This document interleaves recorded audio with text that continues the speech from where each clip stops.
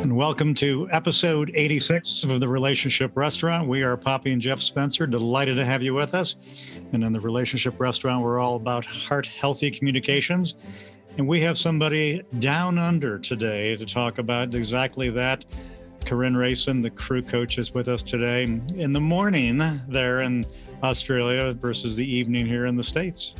Yes, and welcome, Karine. It's so nice to have you with us. We bonded and connected over a year ago with Karine and loved her energy and her spirit and probably most her empathy. And so that's going to, I think, underscore most of our conversation with her today. So welcome, Karine. It's so nice to have Thank you. you. Thanks for having me. Tell people what is a crew coach? What does the crew coach do? And it's not you rowing boats, by the way. If anybody like our kid used to row, was in a crew team, she's not coaching people rowing boats. That's clear that right up. Okay. Yeah, no, I specialize working with super yacht crews. So these are mega yachts. And most of you may know the show Below Deck. And it's very similar to that. It's a very unique environment. You're living and working with one another 24/7. And you have really a small cabin that you share with someone else. You don't have that space, that sense of privacy that I think as human beings we all need. So as a result of that, you can just imagine the interpersonal difficulties and the challenges that you would be faced with, especially if you don't get on with someone and then you're in conflict with someone, or if it's in a toxic environment, you can't just close your laptop for the day and leave. Go home. Yeah.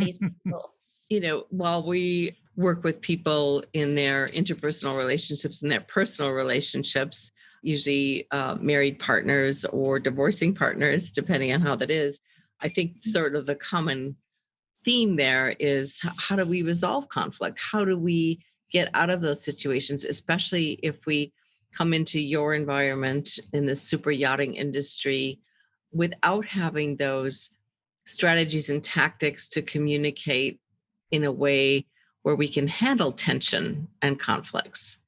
So tell us about your group I know you have an advanced communication course. Walk us through a little bit like what that looks like. Yeah, so I think to be an effective leader, you do need to work on yourself and you need to be willing and open to receive feedback from various people, from various positions that you have worked with. And leadership is a journey. It doesn't happen overnight. This is a 3-month course. I don't think you can be an effective leader in doing a day workshop or a short course. The beauty of this program is that you not only learn the content, but you go out in the field and you apply it and you come back to group coaching. We do 30 hours of group coaching within this program to process what you have learned. And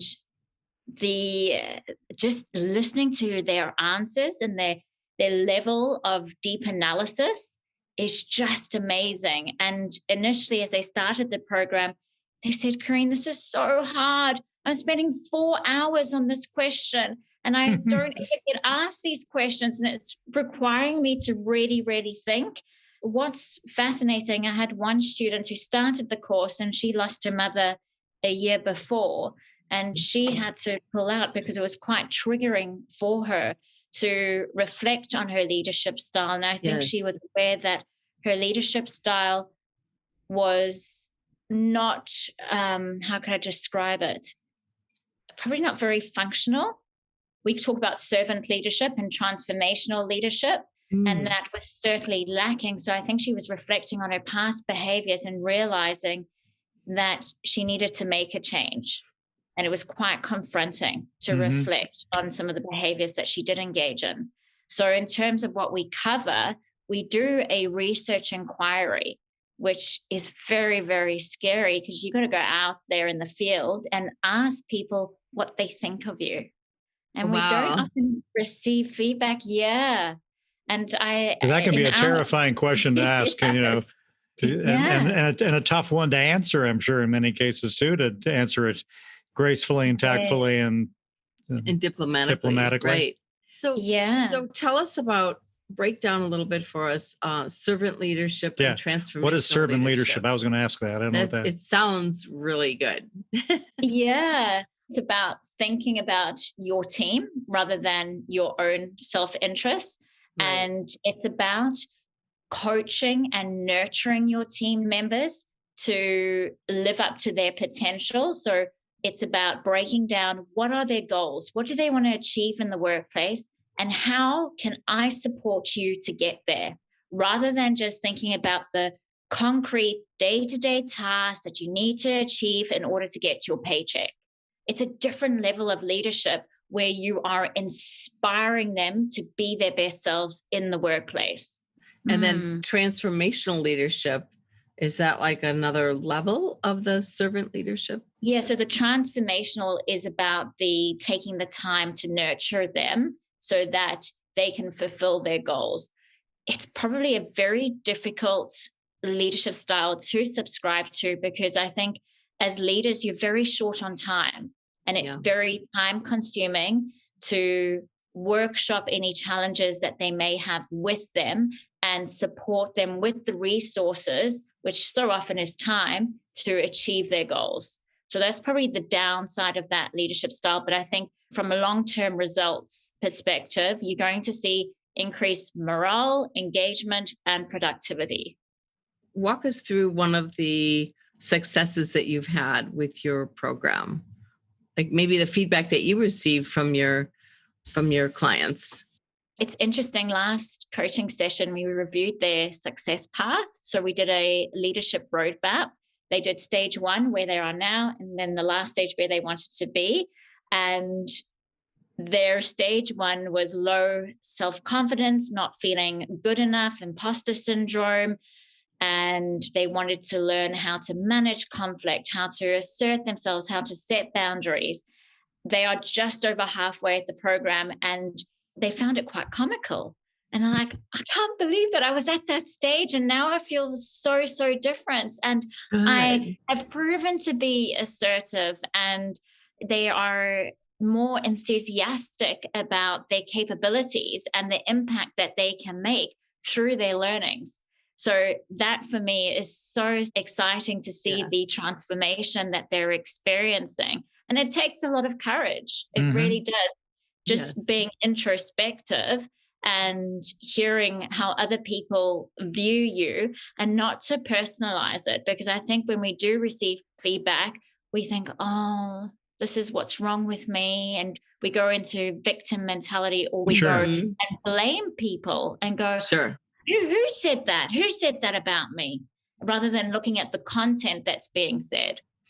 Right. I think that's such a good point. I know Don Miguel Ruiz, who wrote the 4 agreements. I love one of the 4 agreements is don't take things personally. Which is really hard not to do. It is hard, but we talk about in our practice in working with women who have been in narcissistic abusive relationships. They also struggle with self-worth and good enough and imposter syndrome.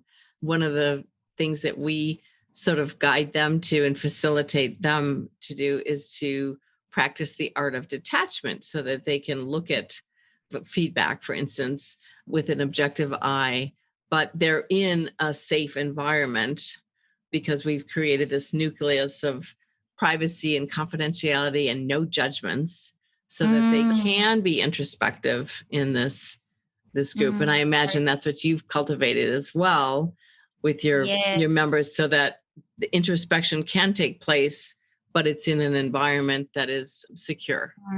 And it's so important to do. So doing what you do in your membership, I think can provide so much healing and relief to know that you're not alone. Yes. And I think hearing others' struggles or their perceptions make you think about your own. Yes. And you get to have a different view of the world because I think we can be so insular and we stay stuck in our reality is just that and we see nothing else. Right. So I did a counseling session yesterday and there was a death on board last Friday, unfortunately. So I had to... With a crew or with a... a guest. A guest, okay. Yeah, I had to do, I've got 20 crew to look after. And what is coming up, I'm South African, and the two South Africans that have spoken to me were reflecting back on their upbringing. And they didn't feel that they had the space to grieve, and it was not okay to show emotion. So the parents are more about, no, you got to be strong. Crying's a weakness, can't cry. And so it's been the trauma from last Friday has resurfaced the death of loved ones. Yes. So someone lost a brother, someone lost a father, and they've just bottled it all down because a belief system, it's not okay to show emotion. Mm-hmm. And that is an unhelpful thought, because we all know what happens when we just bury it down. It is going to resurface at some point, or what we do is we engage in unhelpful behaviors like drinking or taking drugs to mask that pain.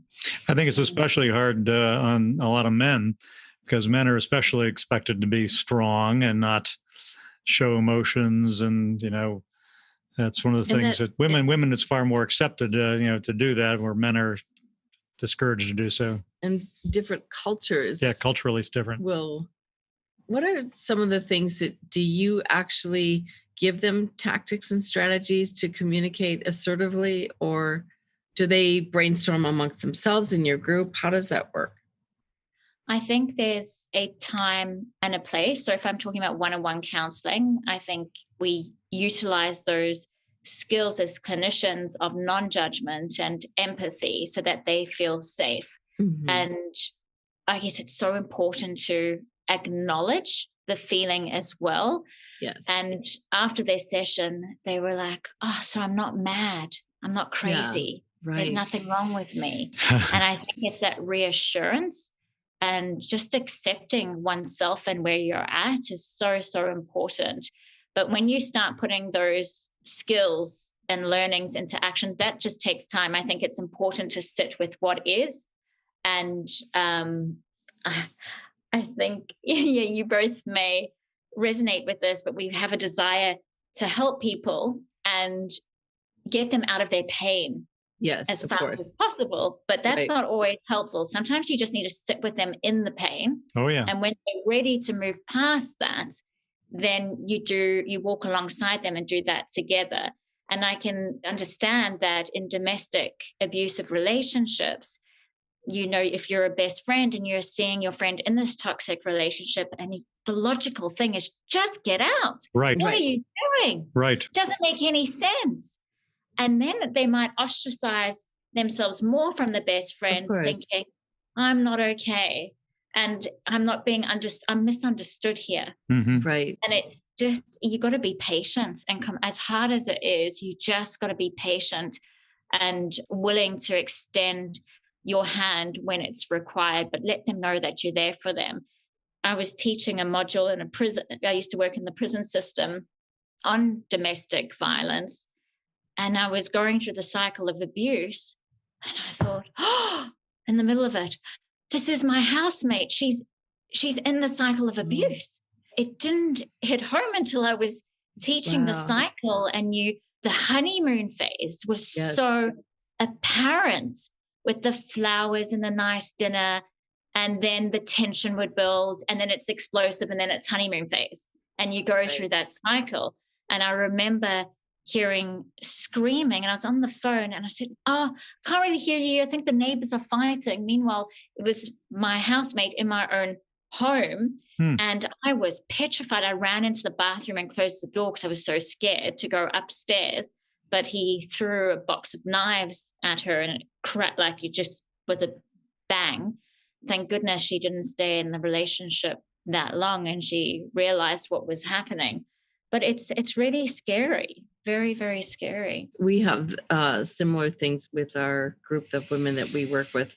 We constantly underscore how there's no judgment when they have had emotional abuse, narcissistic tendencies play out, and they certainly mirror the cycle of abuse that you said. There's honeymoon phase, there's kindness, there's flowers, there's gifts. And then it's, the other members in the group will say, wait for it. It'll come in a couple of weeks where it returns back to this unhealthy pattern of behavior. And part of it is the gaslighting erodes their self-confidence so significantly that they feel like they're unworthy of anything else. And that then they often they still feel a great attachment. It's the dependency. They're codependent. That's all they know. And they've been taught that this is the best as it's going to get. So they feel like they really want that. Yeah, it's amazing how that works as well. The fear of letting go and the attachment and need and feeling like no one else will love you. The abuser probably instills that and repeats that message. Right. It is a direct message, Karine. We're there. Right. Here's all the terrible things. If you leave me, here's all the terrible things that are going to happen to you. And so it is reinforced. Absolutely.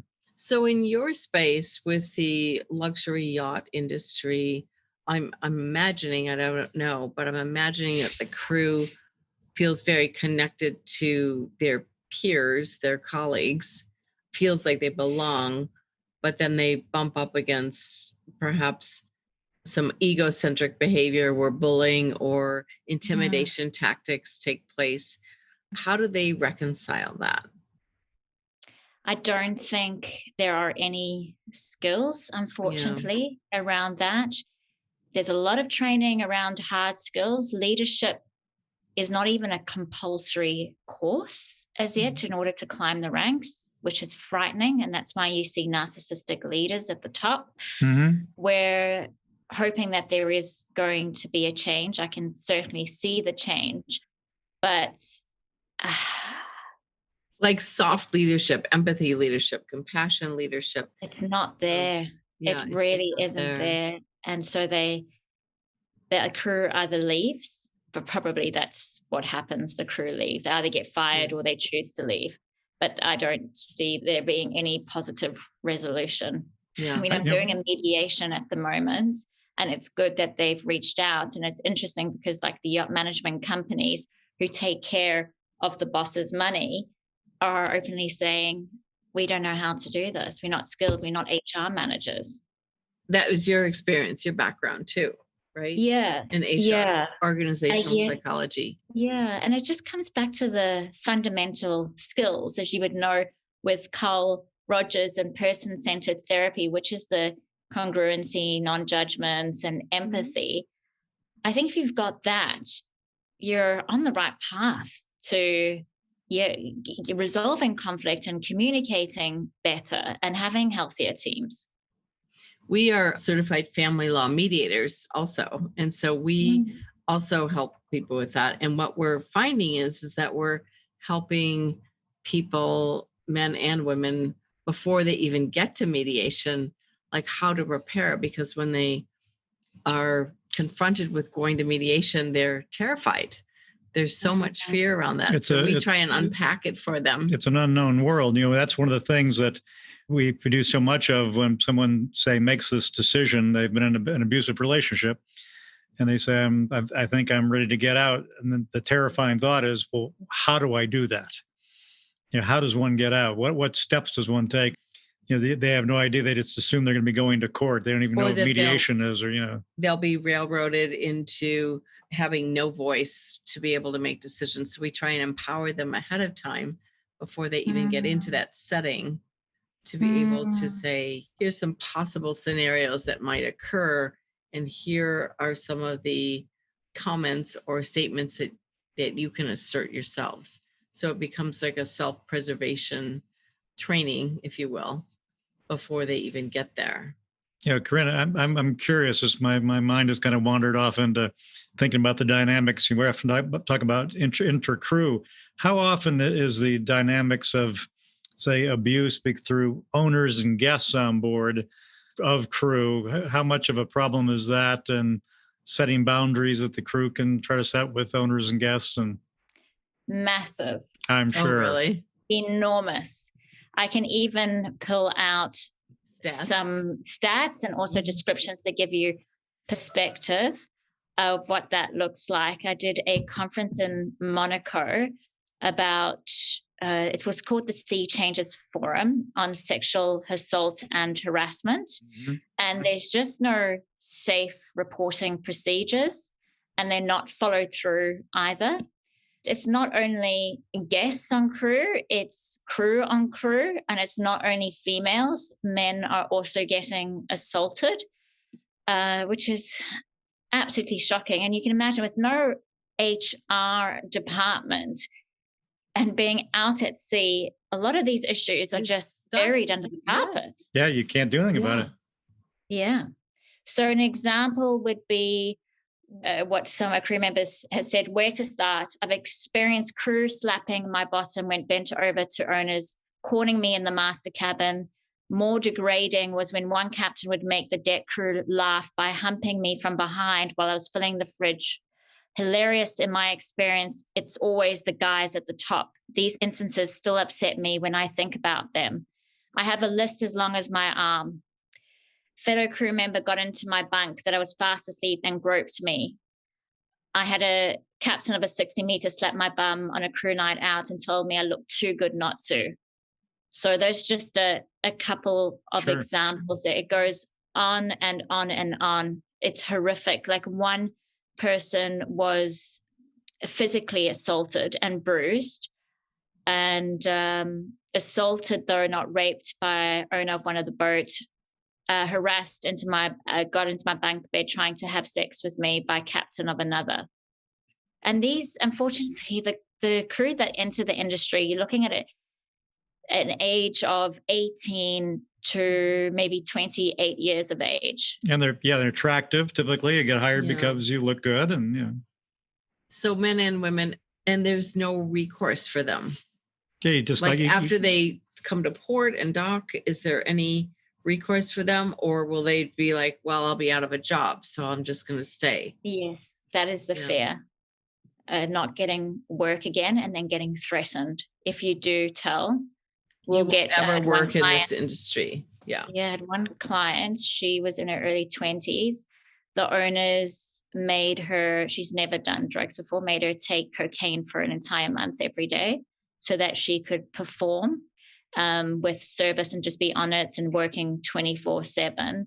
She was verbally assaulted by them as well. And the wife said, if you report this, I'll get the mafia onto you. Wow. The mafia. This isn't just losing her job. It's like her life is threatened, basically. And so if they decide to leave that industry, is that their only option? Is just to leave? I mean, we say this in personal relationships too, just like your friend was like, oh, why don't you just leave? You can't. It's like, what if somebody back home is counting on that salary and you can't let down a family member, or you have children, or you have obligations. And so you feel, especially if you have low self-worth, you feel trapped. Yes. How do we help someone that's experiencing this kind of trauma and emotional and sexual, physical abuse? How do we help someone manage it? I think it's developing their self-worth and creating safety, because that's what they don't have. Right. So by being in your membership where they've got a safe space where they can trust people and open up, I'd say that's step one. So get with a support group that is non-judgmental, safety, that especially gets it. And yet again, that's what we said. It's not feeling alone. If you have other folks that will express this, and you can share ideas of, well, here's how I dealt with it, and here's the steps I took that made it better, and here's action you can take safely, and here's steps you can take, and then they get reassured and empowered. And I think breaking things down is so important. And that's why I also like cognitive behavioral therapy, because it's useful in creating steps and also to help you with resources to challenge your thinking. So if you don't feel good enough, where in your life did you feel good enough? What did that feel like? What were you doing? Who was around you? Because if you've experienced it once, you can't experience it again. And then looking at creating and designing or co-designing with the members in your group a brighter future. So they've got some hope, something to work towards. Yes. I think that's so important too, is to have that element of hope that you describe. So everybody has an ego, and we believe it's an inside job to be managing one's own ego. We have 75,000 thoughts a day. We have a 4-to-1 ratio. 4 of them are negative, 1 is positive. It's not a good thing. So it's really hard if you already have been beaten down from other people telling you you're worthless or whatever, and then you have your own negative thoughts. It is hard to overcome that. And I would ask you, in your group, in your membership, what are some of the suggestions that come up to assert themselves? Like if somebody gets slapped on the bum, what can they do instead of just take it? So we did a training not so long ago on setting boundaries. And part of setting boundaries is expressing your needs. And you should Google the Personal Bill of Rights. Oh, yes. Yeah, I love that. It's a good reminder as well about what's okay and what's not okay in terms of behavior. So assertive communication looks like using the I word, because you're taking responsibility for how you feel. No one can make you feel angry. No one can make you feel sad. It's a choice at the end of the day. And with cognitive behavioral therapy, you would understand that with a thought, there is a feeling. So what are you thinking that's making you feel sad? Is it rejection? Is that what it is? Or is it getting disappointed? So realizing that you have a choice and you need to take responsibility for your feeling. And then what you do is you also state what the action is that's bothering you. And let's talk about a very simple one, like kids leaving the towels on the bathroom floor and not picking them up, or going for a swim in the pool and there's towels everywhere. So I feel frustrated that the towels are left on the floor. What I would prefer to happen is for you to put it into the laundry, if you don't mind. So following that up with an action that you would prefer to see. Now, I think in an ideal world that sounds great, but it's very contextual. Like, I think there's a time and a place to use assertive communication. I can imagine saying that in an abusive relationship where you're the victim could result in a very negative consequence. Or even escalated unwanted behavior, right? Yeah. So, and usually with our group that we have in our membership, when they have narcissistic abuse in their relationships, and it could be post-separation abuse. Some of these women have been divorced for a while, and the gaslighting and the manipulation still occurs. Because they share children, they just can't escape that. Right. And they want to protect their children because they've been threatened by the ex. It's very hard we've all discovered that it's very hard to put a boundary in front of a narcissist. So they just it's child's play. Yeah, their specialty is mowing down a boundary and ignoring it. And they actually get a perverse thrill when there's a boundary there, because it becomes a game. The narcissist, all he or she wants to do is have power to win, and usually it's about money. They usually want one of those 3 things or all 3 of those things. And so it's hard for them to be assertive about it. One of the things that they've done is and I can't imagine how this would work in your community, is to detach as much as possible, not engage in, taunting or engage in behavior that would make them complicit in escalating that unwanted behavior. Because one of the things that you said, Karine, too, is that these folks are really physically trapped. You're in a very tight space and tight quarters that you just can't escape. There really isn't anywhere for them to really go to. Has the word like prison ever come up? Like, I feel like I'm in prison. Yeah, we call it the golden handcuffs. Wow. Okay.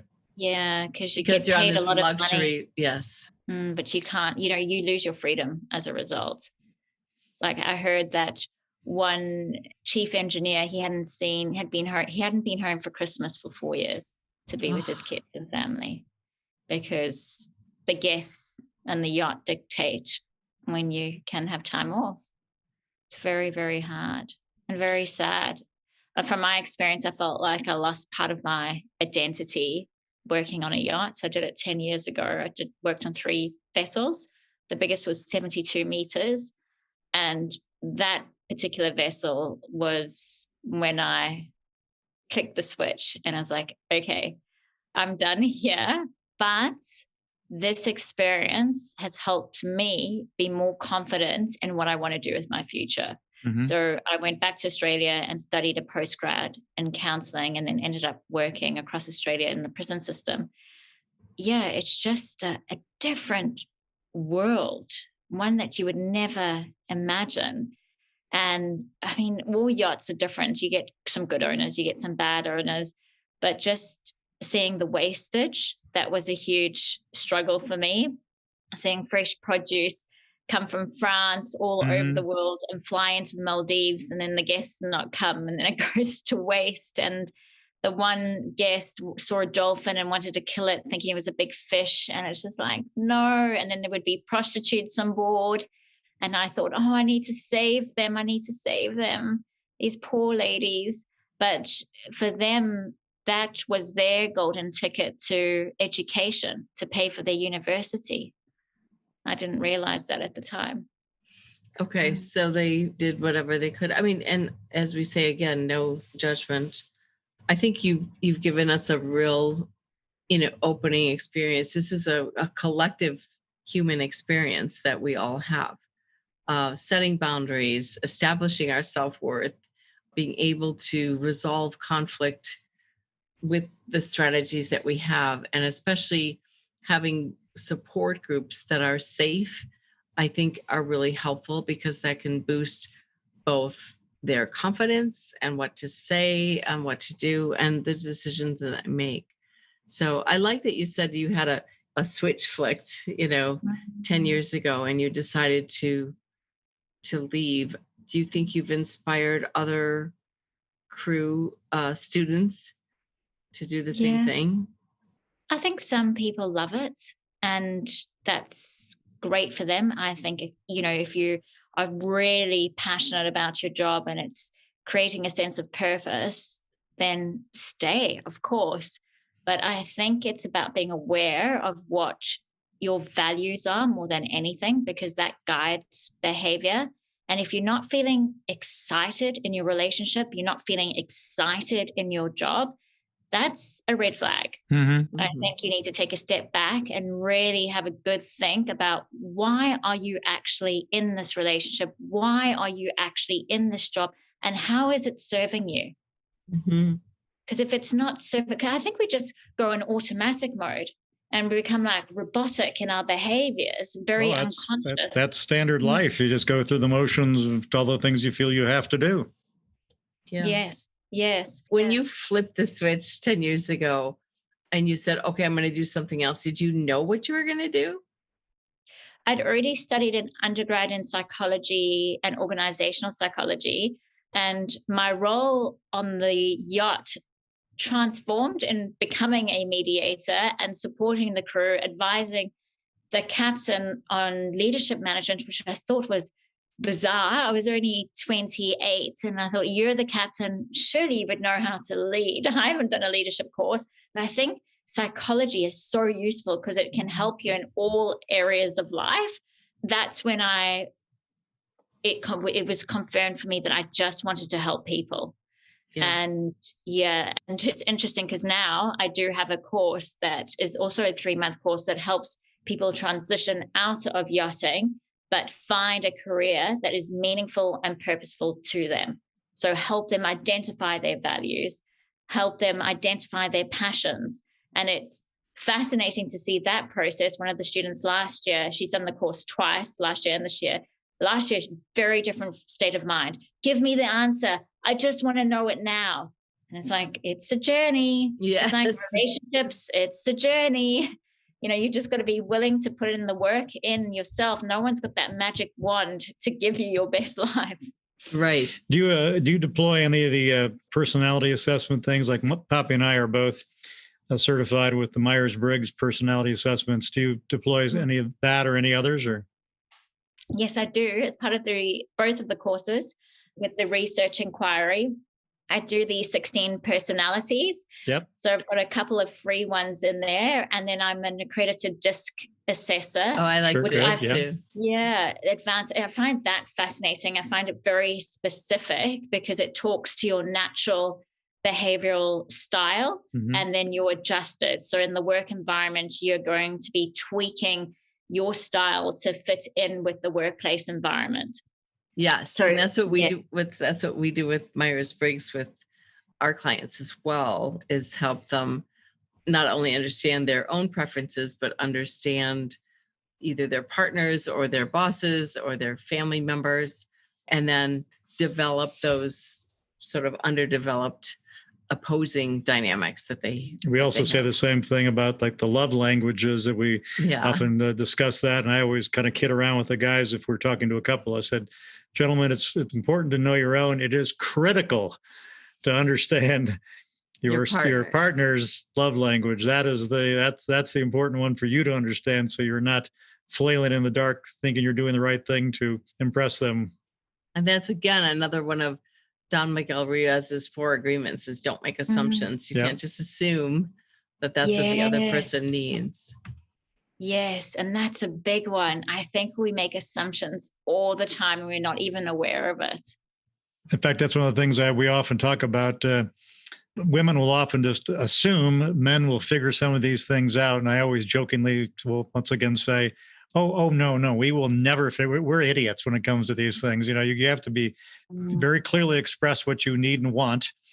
Don't assume that we're going to guess at it. And I'm sure that you often have to say that in your coaching as well, as you have to make clear what you need and want. Don't assume someone's going to guess what you need and want.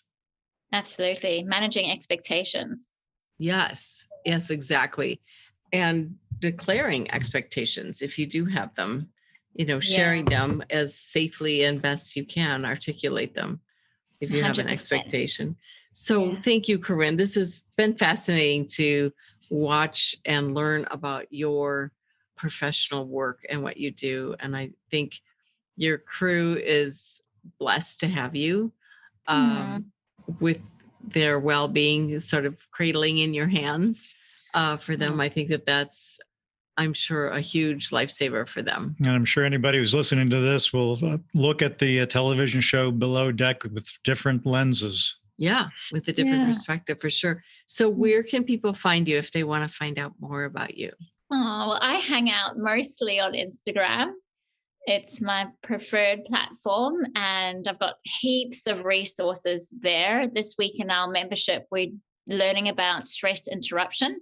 So I'm teaching the SOBER technique, and I'll be doing a little post on that. So I think that is the most resourceful place to go to, and you're welcome to send me a DM. All right, audience, you just look it up. The Crew Coach on Instagram. Yeah, it'll be there. It'll be there. Is it the Crew Coach? Is that what your name is on Instagram? Yes, it's at the _crew_coach. Okay. So we can find you mostly on Instagram if you want to learn more. And anything else you want our listeners to get from you or take away? The thing that's coming up for me and your audience is to be kind to yourself.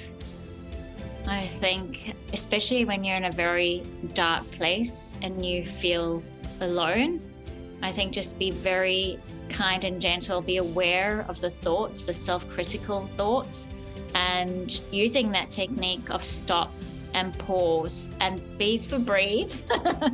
Breathe.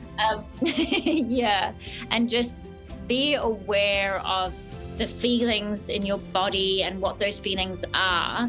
And don't be afraid to reach out for help, because there is someone out there that can help you and you're not alone.